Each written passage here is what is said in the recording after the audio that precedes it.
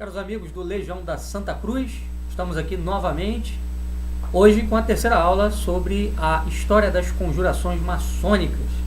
Na primeira aula nós tratamos sobre a nossa metodologia, sobre as questões pertinentes ao papel maçônico na história, tentando dar aí a vocês que estão fazendo o curso uma base de fundamento em relação ao que pretendemos trabalhar ao longo desse curso, né? Quais são as problemáticas, quais são as fontes, etc. E já na segunda aula, nós tratamos a respeito das constituições de Anderson, mostramos um pouco das características dessas constituições, que são o fundamento legal, a base legal da existência da maçonaria filosófica, esotérica. Falamos também um pouco sobre a doutrina presente nas constituições de Anderson e também começamos a destrinchar a questão das origens da maçonaria, que nós iremos continuar hoje. Então, para essa aula de hoje, nós preparamos um texto, nós iremos inclusive distribuir via e-mail para os inscritos, e esse texto vai ser a base da nossa aula. Nós vamos lê-lo, nós vamos analisá-lo, interpretá-lo, acrescentar alguma coisa, fazer alguns apontamentos, considerações. E hoje, então, o nosso tema é as origens da maçonaria e a questão templária, ok? Nós vamos começar aí a tratar desse assunto. Então, eu vou começar aqui lendo o texto com vocês. Esse texto tem três laudas, 3 páginas, é um texto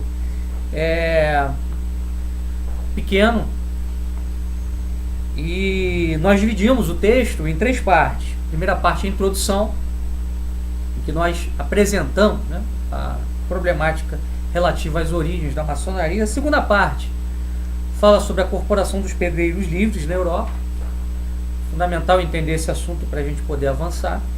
E a terceira parte inicia uma discussão sobre a questão templária, ok? Então são esses os aspectos aí que nós iremos tratar no texto de hoje. Então vamos lá. Introdução. A origem da franco-maçonaria, iniciática e esotérica, está envolta em uma forte bruma, de modo que não é nada fácil determinar onde ela exatamente teve início. Falamos de maçonaria iniciática, pois dos meados da Idade Medieval, tínhamos uma franco-maçonaria operativa de pedreiros que se associavam às corporações para transmitir seus saberes referentes à arte da construção. Essa maçonaria operativa nada tinha de esotérica, sendo apenas uma associação com fins profissionais, que eram os de assegurar que somente homens hábeis e qualificados poderiam exercer os ofícios arquitetônicos. Tais associações transmitiam, através de mestres experientes, o conhecimento profissional aos aprendizes, que faziam juramentos de não revelar o segredo da profissão, a fim de assegurar somente aos quadros de pedreiros autorizados o exercício da profissão em um determinado feudo, cidade, reino, principado, etc. Bom, então esse primeiro parágrafo deixa claro o seguinte: quando a gente fala de maçonaria, nós temos que dividi-la. A maçonaria operativa, que teve origem lá na Idade Média, nós já começamos a falar disso lá na segunda aula, quando falamos do rei Ethelstan, ou Atelstan, um rei inglês, que segundo as constituições de Anderson teria sido responsável por restaurar as artes operativas maçônicas, né, as artes da construção e tudo mais, que segundo as constituições de Anderson seriam as responsáveis pelo resgate de um conhecimento oculto que vem lá do passado, da antiguidade egípcia, babilônica, etc. Então a gente tem que distinguir a maçonaria operativa, ou seja, as associações de pedreiros, de construtores que trabalhavam em diversas frentes, né, como construção de castelos, muralhas, igrejas, etc. E a maçonaria iniciática e esotérica. Tá? A maçonaria iniciática e esotérica, ela vai se desenvolvendo ao longo dos séculos, mas ela não é exatamente a mesma coisa que a maçonaria operativa dos pedreiros livres lá da Europa medieval. Okay? Então, essa maçonaria operativa, como a gente deixou claro aqui no texto, ela tinha um papel que era de reunir profissionais para que a profissão de pedreiro fosse exercida dentro de certos padrões de segurança, padrões de qualidade, de conhecimento, etc. Tá? É mais ou menos o que hoje você tem no Brasil como o CREA, né? Conselho Regional de Engenharia e Arquitetura. Quer dizer, para você ser engenheiro, você tem que ter um registro no CREA. Você não pode construir um prédio, não pode fazer uma obra se você não for registrado. O registro mostra que você está autorizado, você tem o conhecimento, você tem a habilidade, você tem o saber que te dá condições de fazer uma obra desse porte sem comprometer a segurança das pessoas que vão usá-la. Então, a maçonaria medieval é basicamente isso, né? Uma corporação que estabelecia, estipulava padrões de conhecimento, padrões de técnica para que as construções fossem feitas dentro de uma segurança, dentro de uma ciência autorizada, etc. Então, assim, você só poderia se tornar pedreiro, né, se você se tornasse primeiro aprendiz numa dessas corporações. Tá? Então, você precisava passar por uma série de iniciações, quer dizer, iniciações não do ponto de vista esotérico, mas no sentido profissional. E depois de você ter passado por todo esse processo de formação, é que você era reconhecido como um pedreiro e podia ser contratado para uma obra dessas de grande porte. Ok? Então havia o juramento, né, de não revelar o segredo, era uma forma também de assegurar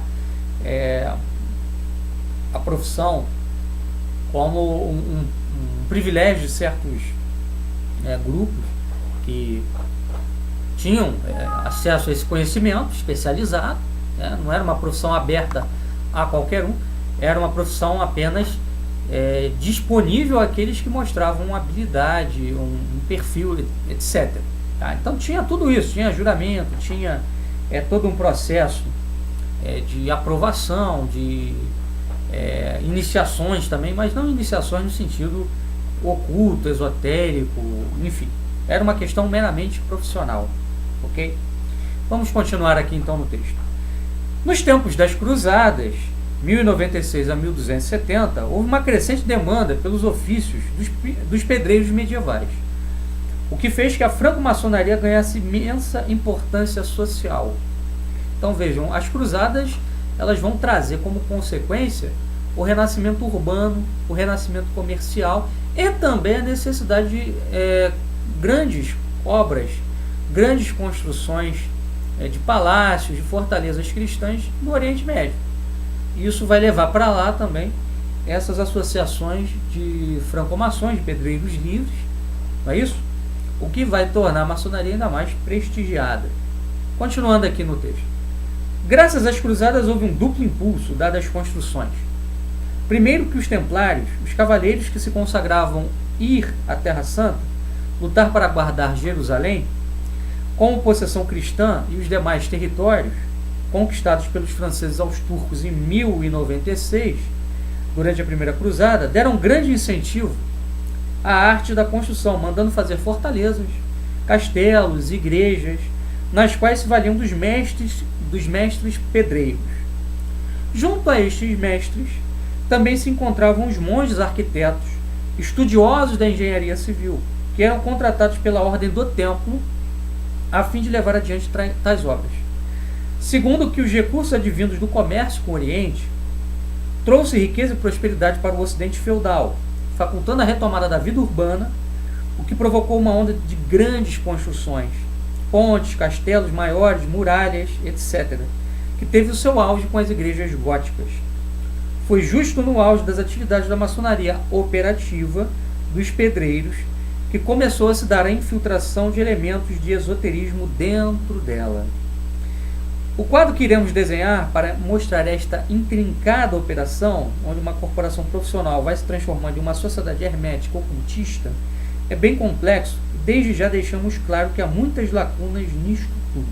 Então vamos lá, primeiro ponto aqui a ressaltar. Até o século XI, a idade medieval, né, o período medieval, vivia o chamado auge do feudalismo. Tá? O auge do feudalismo vai se dar aí entre os séculos IX e século XI. Né? No feudalismo você vai ter uma fuga da população para os campos, um êxodo urbano intenso, consequentemente as cidades vão praticamente desaparecer, e as poucas cidades que continuarem a existir, vão existir com uma população muito apequenada, de maneira que a massa da população está no campo, ok? E é importante também ressaltar que nessa era feudal, no auge da era feudal, as construções dos castelos, das muralhas, né, dos palácios, da nobreza e tal, eram basicamente de madeira. As técnicas de construção não eram muito avançadas, muito conhecimento se perdeu por conta das invasões bárbaras, e só foi pouco a pouco que os europeus foram recuperando o conhecimento de construção com pedra. Então, a partir aí do século XI, né, com as cruzadas e com esse contato com o Oriente, isso trouxe uma retomada do comércio, porque os cruzados que iam para o Oriente, eles precisavam de abastecimento, precisavam de armas, precisavam de comida, precisavam de roupa e etc. Outro assim, os cruzados eles iam para o Oriente via navios, e esses navios saíam da onde? Veneza, Gênova, principalmente cidades italianas costeiras. Então essas cidades, elas além de fazerem o transporte dos cruzados, passaram também a fazer um comércio, ou seja, para vender produtos, né, para os cruzados que estavam lá na Terra Santa, e consequentemente quando voltavam de lá, depois de abastecer as tropas, traziam mercadorias do Oriente, que eram vendidas nas feiras, nas praças comerciais. Isso tudo trouxe uma retomada do urbanismo, né, na Europa. As cidades voltaram a crescer, né, houve um movimento de êxodo rural, saída das pessoas do campo para as cidades, onde havia maiores oportunidades de lucro, né, de enriquecimento, e consequentemente muitos conhecimentos também relativos à engenharia civil foram sendo incorporados, né? Então vocês percebam aí o seguinte, que vão ter 3 grupos aí envolvidos nesse processo de grandes construções que avançam, né, na Europa e lá também no Oriente Médio. Então, primeiro, a Ordem do Templo, né? Os templários eles vão ter um papel muito grande na retomada do urbanismo, porque eles vão ser grandes construtores de fortalezas, enfim, muralhas, castelos e igrejas também. Nesse processo, os templários vão, diga-se de passagem, empregar também muitos monges. Lembrem também que nesse período, no século XI, né, você tem ali o auge do monasticismo cisterciense. E os cistercienses também vinham se destacando muito nesse campo arquitetônico, né? Construções de igrejas e de mosteiros, né? O gótico tem muito a ver também com isso aí, com o auge, né, do monasticismo de Cister. E esses monges eram engenheiros, eram especializados em conhecimentos de engenharia. E você tem, junto disso tudo, a corporação dos pedreiros, que era a mão de obra maciça empregada, seja pela ordem do templo, seja pelos templários, né, seja também uma mão de obra dirigida aí pelos monges arquitetos. Então, tem uma fermentação muito grande em torno dessa época, que tem a ver muito com o renascimento urbano, a retomada das grandes construções, e é importante, né, ressaltar que os maçons eles se apresentam como construtores, né? Justamente por quê? Porque a origem da maçonaria é essa maçonaria operativa, que vai aos poucos, como a gente disse, né, se tornando uma maçonaria iniciática, ok? A gente disse aqui no início, né, na introdução, o seguinte, né, a origem da franco-maçonaria iniciática esotérica está envolta em uma forte bruma, ou seja, numa névoa. É bastante difícil você determinar com exatidão, né, onde acaba a maçonaria operativa e onde começa a maçonaria iniciática esotérica. Na verdade, pouco a pouco, aí, por volta do século XII, século XIII, XIV, a maçonaria operativa vai ganhando contornos iniciáticos e esotéricos, até que no século XVIII, o que nós vamos ter é apenas a maçonaria esotérica. A maçonaria operativa desaparece. Então vamos continuar aqui. A gente disse então que há muitas lacunas nesse processo todo, como acabamos de afirmar. Então, na altura dos conhecimentos historiográficos que temos, o máximo que podemos fazer é um rascunho de todo esse processo. A precisão descritiva nos foge por razões múltiplas. Primeira delas, nos faltam documentos para esclarecer de forma decisiva várias questões. Outra, que como estamos lidando com a constituição de grupos iniciáticos que, no geral, ocultam informações para tornar difícil o rastreamento de suas ações, as lacunas fazem parte do processo de construção natural, de um saber sobre a formação de uma maçonaria esotérica, o que é também uma forma de assegurar uma certa aura de mistério à mesma, que permitirá referir as suas origens a tempos imemoriais, dando assim uma relevância maior à coisa toda, chegando-se ao ponto de dizer que a maçonaria é de origem egípcia, babilônica, etc., o que não passa, de certo modo, de uma estratégia de legitimação. Se a maçonaria é tão antiga assim, então ela deve ter um conhecimento profundíssimo e valioso, ideia que serve a justificar sua existência e papel social. Outro ponto é que as origens da maçonaria esotérica se misturam a uma série de factos ligados aos templários, o que torna ainda mais inextricável o tema. O objetivo, então, desta aula é justamente tentar trazer alguma luz a este problema. Então, nós levantamos aqui alguns pontos importantes. Em primeiro lugar, faltam documentos históricos. Nós temos alguma coisa nesse sentido, mas não tudo que a gente precisa ainda para resolver várias perguntas que ainda estão no ar.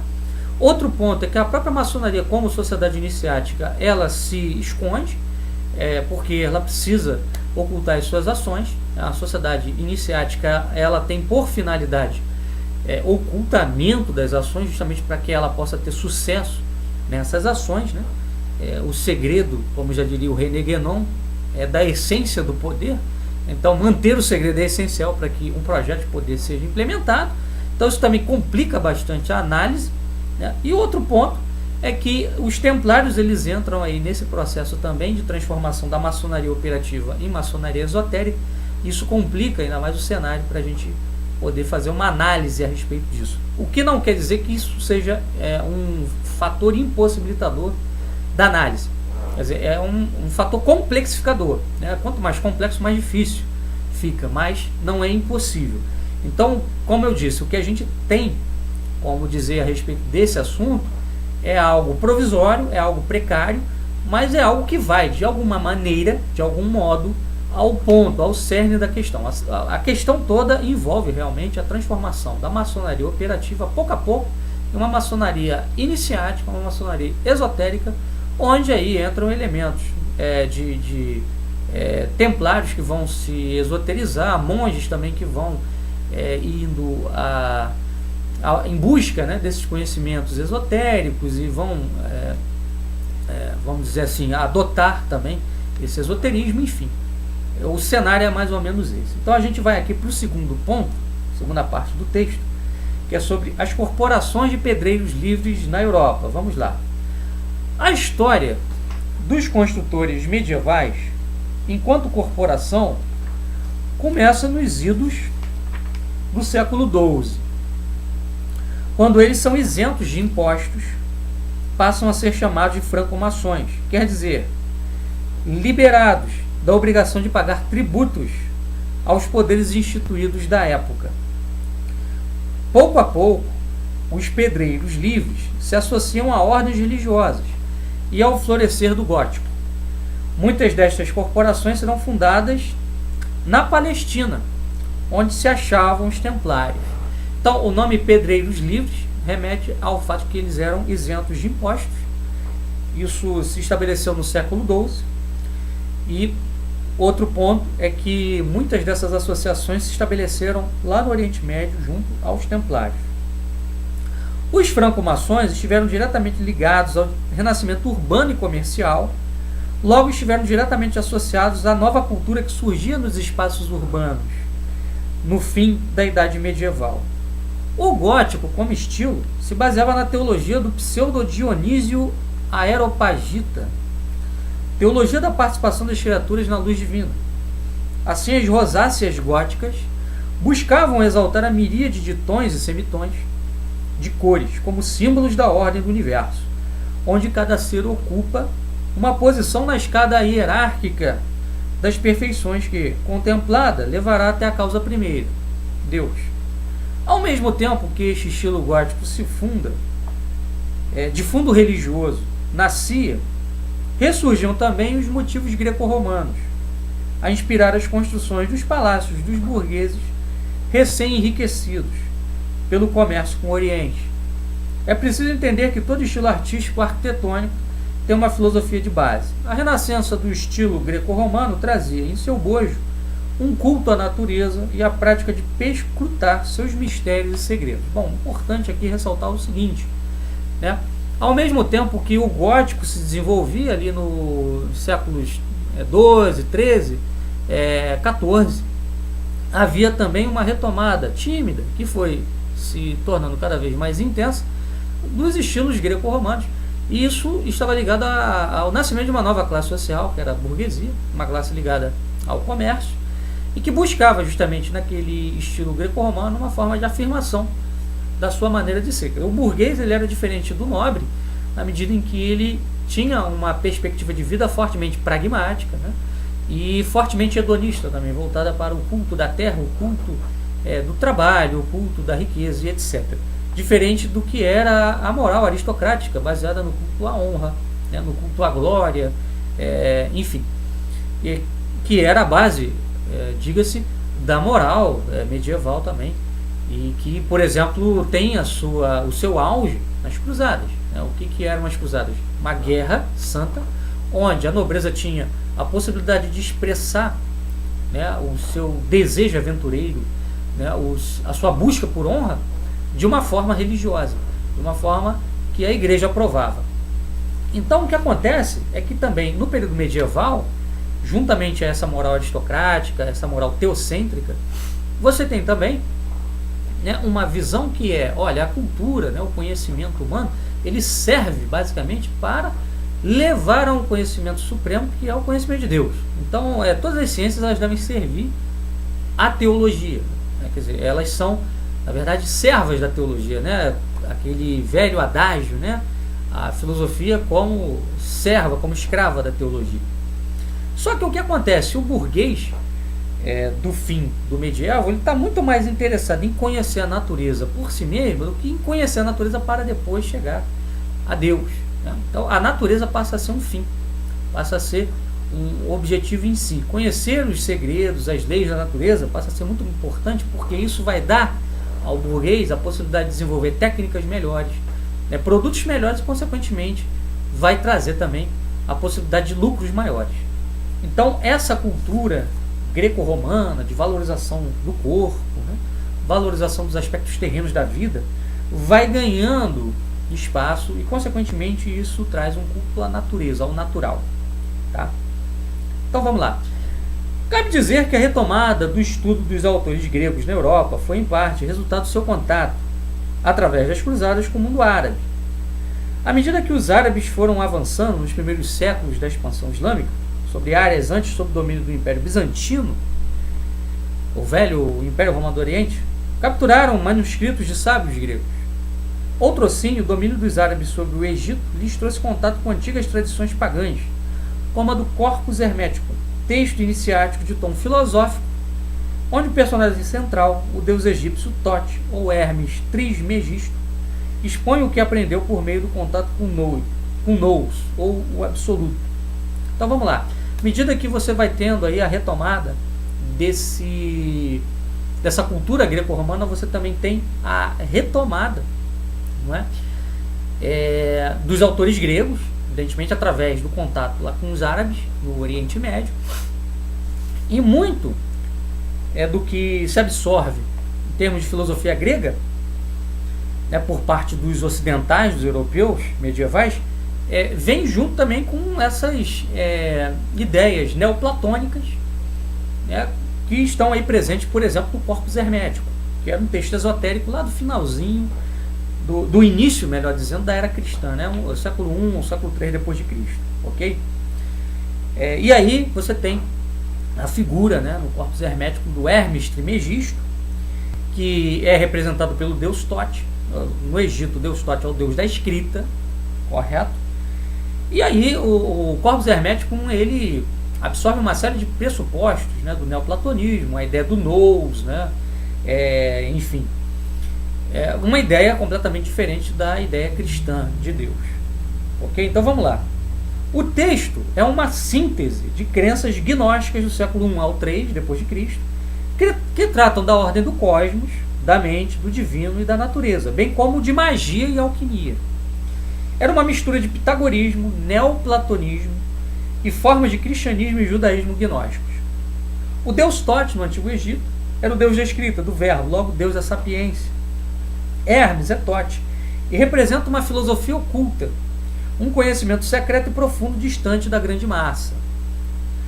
Parte desses conhecimentos aí presentes no Corpus Hermético foi transcrita para uma obra em árabe chamada de Kitab Sir al-Azhar, ou o Livro da Ciência do Governo.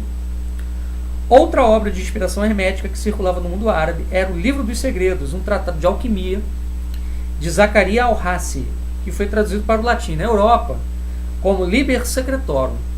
Ao que tudo indica, né, tais ideias herméticas continuaram a circular nos meios esotéricos islâmicos, de onde vieram a influenciar os europeus nos séculos finais do medievo. Então o que a gente vê é o seguinte: esse Corpus Hermético, ele foi assimilado por setores da vida intelectual islâmica ao longo dos séculos da expansão islâmica, à medida que os islâmicos foram tomando contato e conquistando também áreas que antes estavam sob o domínio grego, né, domínio bizantino e tal. Pouco a pouco, isso foi dando aí origem a manuscritos que depois foram sendo traduzidos para o latim, como o Liber Secretorum, como nós citamos aqui. Então, a gente sabe, por exemplo, que dentro do mundo islâmico há grupos esotéricos, né, chamadas taricas e tal. E, evidentemente, parece que nesses grupos, esses conhecimentos aí de magia, de alquimia, eram cultivados. Quer dizer, a alquimia medieval, diga-se de passagem, ela era uma coisa múltipla. Ela tratava não só do aspecto químico, né, as transformações químicas da matéria, mas ela também tinha um fundamento psicológico, filosófico, ou seja, ela tratava também da transformação, da transmutação da alma, né? E, por exemplo, quando você pega essas questões aí ligadas ao neoplatonismo, ao nous, né, ao Corpus Hermético, você percebe que ali existe toda uma metodologia para que a alma, né, ela descubra dentro de si a centelha divina que existe dentro dela e tal. Também um processo de transformação, né? Há uma tendência aí dentro desse Corpus Hermético, dessa doutrina, a um certo panteísmo. Mas vamos depois tratar disso melhor. Então essas coisas, esses escritos começaram a circular no mundo ocidental, foram sendo traduzidos, e, por exemplo, esse escrito aqui, Kitab Sir al-Azhar, né, o Livro da Ciência do Governo, é muito interessante porque os maçons, como a gente falou, eles se apresentam como construtores, e se apresentam como aqueles que têm um conhecimento não só da construção propriamente dita de obras arquitetônicas, mas da construção da civilização, da construção dos povos, da construção do Estado, né? Então, esse manual do Kitab Sir al-Azhar trazia, entre outras coisas, conhecimentos relativos, né, à construção de um Estado, de uma civilização, de um povo, que eram conhecimentos que vinham misturados, misturavam aí política com ocultismo e etc e tal. Ok? Vamos lá, vamos continuar aqui. Estes textos literários que adentravam o Ocidente via influência árabe traziam uma mistura de alquimia, astrologia, ciência da engenharia, noções de filosofia da natureza, etc., o que deve ter levado os franco-maçons a trabalhar em contato com as mesmas, na medida em que transmitiam não só saberes ocultistas, mas também técnicas de construção. Então, assim, muitos maçons devem ter buscado nesses textos, inicialmente, referências arquitetônicas, referências de engenharia, de técnica, meio de construção. Só que, como a coisa estava toda misturada com outros elementos, né, astrologia, alquimia, ocultismo, alguns foram aos poucos também absorvendo esses conhecimentos e foram transformando pouco a pouco aquilo que era uma maçonaria meramente profissional numa maçonaria especulativa, esotérica, iniciática. Isto, bem provavelmente, continuando na leitura, foi criando um gosto pelos estudos cosmológicos nos círculos franco-maçônicos, dentro de uma clave esotérica, onde a natureza era vista como símbolo de poderes secretos. Este é um dos fatores que contribuiu para que a maçonaria profissional fosse transformada em uma sociedade filosófica. Sobre essa questão dos estudos cosmológicos, deixa eu fazer só um parênteses aqui, importante, porque existe aí um professor hoje em dia, né, o tal do Olavo de Carvalho, que estimula os seus alunos a fazerem um curso de cosmologia tradicional com o filho dele, Luiz Gonzaga de Carvalho. E eu já digo logo de cara o seguinte, que esse curso de cosmologia tradicional com Gonzaga, na verdade, não passa de um curso de esoterismo, né? Cosmologia tradicional, cosmologia medieval, ela estava muito ligada a esses manuscritos árabes, esses manuscritos herméticos que iam sendo redescobertos e que traziam uma série de noções aí esotéricas e gnósticas. Então, cuidado. Vamos lá. Outro aspecto fundamental, continuando a nossa leitura, nisso tudo, é que, ao que tudo indica, elementos templários também travaram contato, seja com textos iniciáticos que vinham do mundo árabe, seja com organizações iniciáticas. Bom, por que travaram contato? Primeiro porque estavam no Oriente Médio, né? Então estavam num ambiente onde essas organizações pululavam. E segundo porque os templários também se dedicavam à arte da construção e certamente tiveram contato com esses textos aí e acabaram alguns elementos assimilando essas doutrinas. Mas eu faço aqui uma ressalva no texto, prestem atenção. Isto não quer dizer que a Ordem do Templo tenha nascido como ordem esotérica. Porque assim, a maçonaria, ela trata o assunto da seguinte maneira: olha, desde as origens, os templários eram esotéricos e tal, era uma organização esotérica, e não sei mais o que. Aí também entra aquele mito de origem da maçonaria, né, que vai dizer, olha, não, a nossa organização vem lá do Egito Antigo, foi passando de povo a povo, até chegar hoje em dia, né? É uma tentativa de legitimar a importância da maçonaria, dizendo que era uma organização antiquíssima. Lá nas Constituições de Anderson, inclusive, vai se dizer que a maçonaria remonta a Adão, né? Seria a organização mais antiga do mundo, mais antiga inclusive que a igreja, então ela seria mais respeitável. A ideia é mais ou menos essa. Então a coisa não é bem por aí. É verdade que muitos conhecimentos, muitas doutrinas que a maçonaria hoje tem, vieram lá do Egito Antigo, né, da Mesopotâmia, né, dos gnosticismos antigos, isso é fato. Agora, que ela seja uma organização que remonta a essas épocas, aí não é verdadeiro. Ela, enquanto organização, ela se liga ali ao fim do período medieval, onde a maçonaria operativa foi se transformando numa maçonaria iniciática, ok? Então vamos lá. Então a Ordem do Templo nasceu como ordem católica, né? Não como ordem esotérica. Então não quer dizer que a Ordem do Templo tenha nascido como ordem esotérica, mas que cavaleiros do Templo foram adotando tais práticas. Quer dizer, que cavaleiros? Todos? Também não foram todos, alguns, né? Um dos sinais que indicam isso, na próxima aula a gente vai falar melhor sobre essa questão, mas só para a gente introduzir o assunto, um dos sinais que indicam isso é que no cemitério templário de Iria Flávia, na Galícia, em Padrón, Galícia, norte da Espanha, região onde fica La Coruña, no caminho para Santiago de Compostela, cabe dizer que Compostela foi onde Nicolas Flamel, no século XIV, teria achado um manuscrito cabalístico de cunho alquímico, que seria a base para encontrar a pedra filosofal. Lembrar aqui que o Nicolas Flamel, aí, para os alquimistas, para os esotéricos, é um nome chave para entender aí o ocultismo. E segundo a tradição, ele teria encontrado esse manuscrito alquímico cabalístico lá no caminho para Santiago de Compostela, que é um caminho, a gente sabe, ele tem uma peregrinação antiquíssima, feita por muitos católicos, porque Compostela tem uma igreja onde ficam os restos mortais do apóstolo São Tiago, mas a gente sabe também que ali virou um local de peregrinação esotérica, né? Por conta do Nicolas Flamel. Muita gente não sabe, mas é por conta disso aí. Inclusive aquele escritor Paulo Coelho escreveu um livro, inclusive com base numa peregrinação que ele teria feito em direção a Compostela, onde teria tido ali experiências, né, ocultas, iniciáticas, enfim. Então essa temática aí de Compostela no mundo esotérico é muito presente, né? Então, assim, nesse cemitério templário, na Galícia, há várias lápides com símbolos pitagóricos gravados, como por exemplo o Y, ou letra de ouro pitagórica, como bem mostra o autor Rafael Alarcon em sua obra. Alarcon tem uma obra importante sobre essa penetração de esoterismo entre os templários e traz uma série de fatos, esse é um deles, né?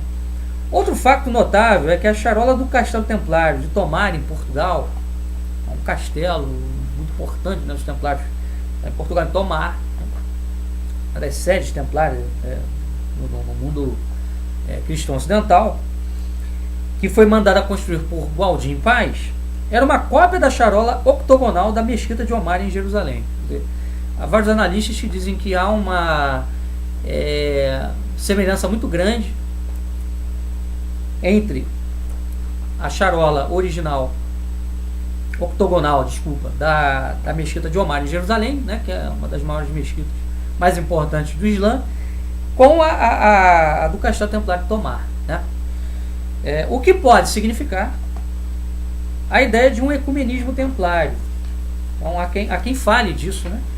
Tentando unir tradições cristãs e islâmicas em torno de símbolos comuns. Então é muito comum nesse mundo esotérico a ideia de uma unidade de símbolos entre as diferentes religiões, embora elas tenham doutrinas diferentes, e a partir dessa unidade de símbolos é que você chegaria, né, a uma verdade, a uma doutrina, né, que seria uma doutrina oculta, comum a todas as religiões, que estaria por trás dessas tradições específicas de cada culto, de cada doutrina própria, e enfim. Na medida em que os cavaleiros templários se valiam dos franco-maçons para realizar tais obras arquitetônicas, uma possível conexão pode ter se dado entre elementos esoterizados dos construtores e aqueles esoterizados entre os templários, levando à formação de grupos iniciáticos, que seriam o embrião, aí sim, o embrião, né, da maçonaria filosófica e esotérica. Tá? Só para a gente poder fechar aqui a nossa aula de hoje, eu vou introduzir o terceiro ponto, que é a questão templária, que assim, nós vamos ver na próxima aula toda essa polêmica, né, em torno dos templários e o porquê dessa polêmica. Então aqui, no terceiro ponto, eu introduzo o seguinte, né? A questão templária, vamos lá.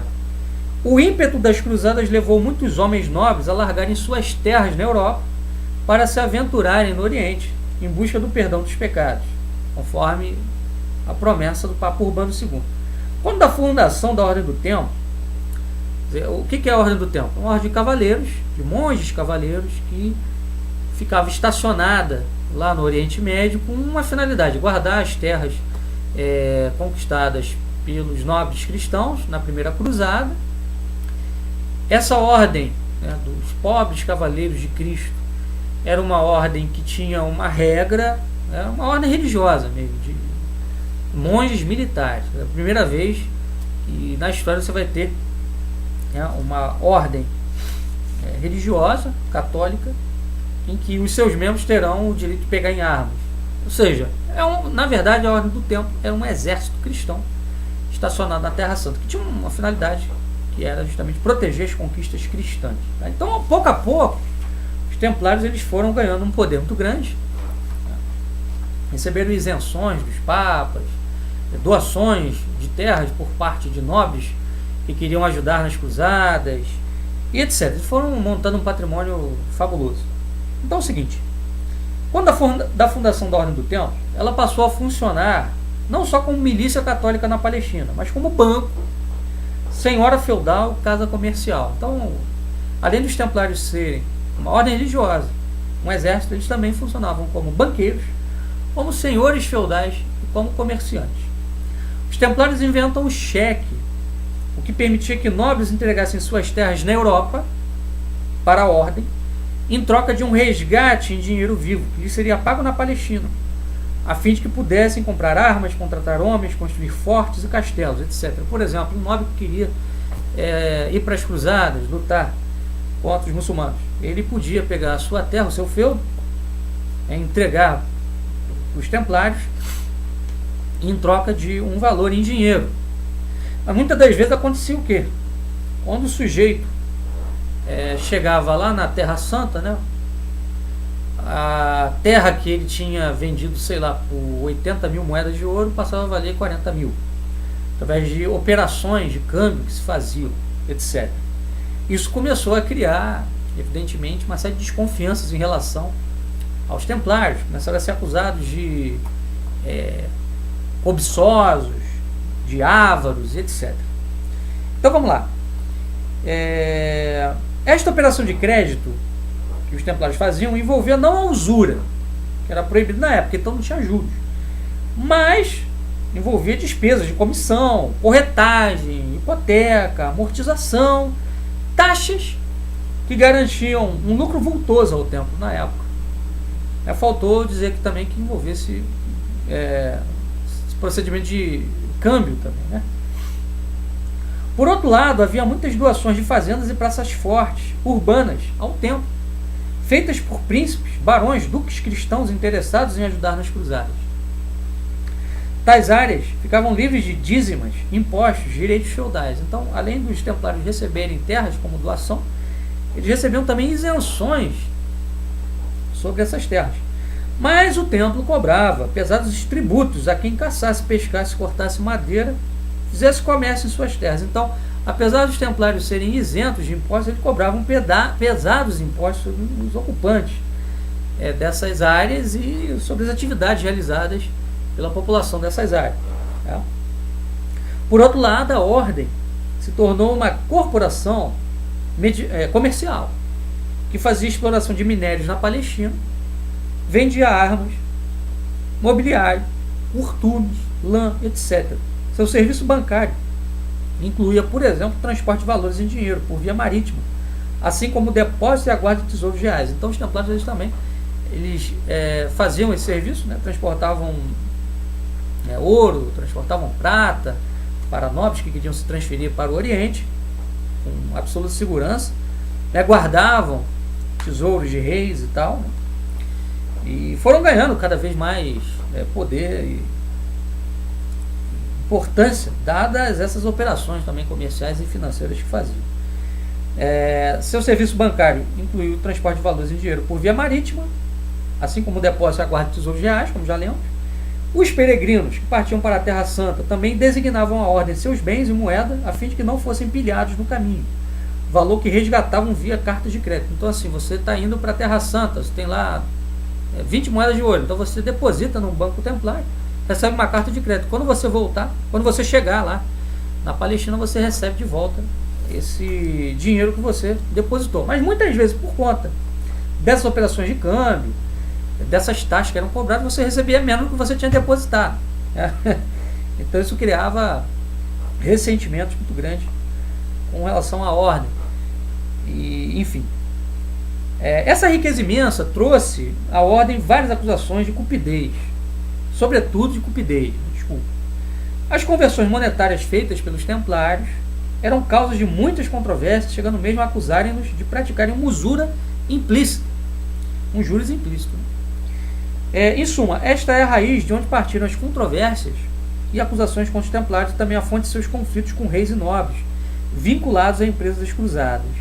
Na aula seguinte, vamos nos aprofundar melhor dizendo, nestes conflitos e tentar responder a questão da pretensa relação maçonaria-templários. Então, com o passar do tempo, além dessas acusações de cupidez, vão surgindo também acusações de que os templários estão envolvidos aí com satanismo, com heresias, né, com ocultismo, etc. A gente vai analisar na próxima aula tudo isso, para ver aí como todos esses acontecimentos contribuíram para o surgimento da franco-maçonaria. Ok, pessoal?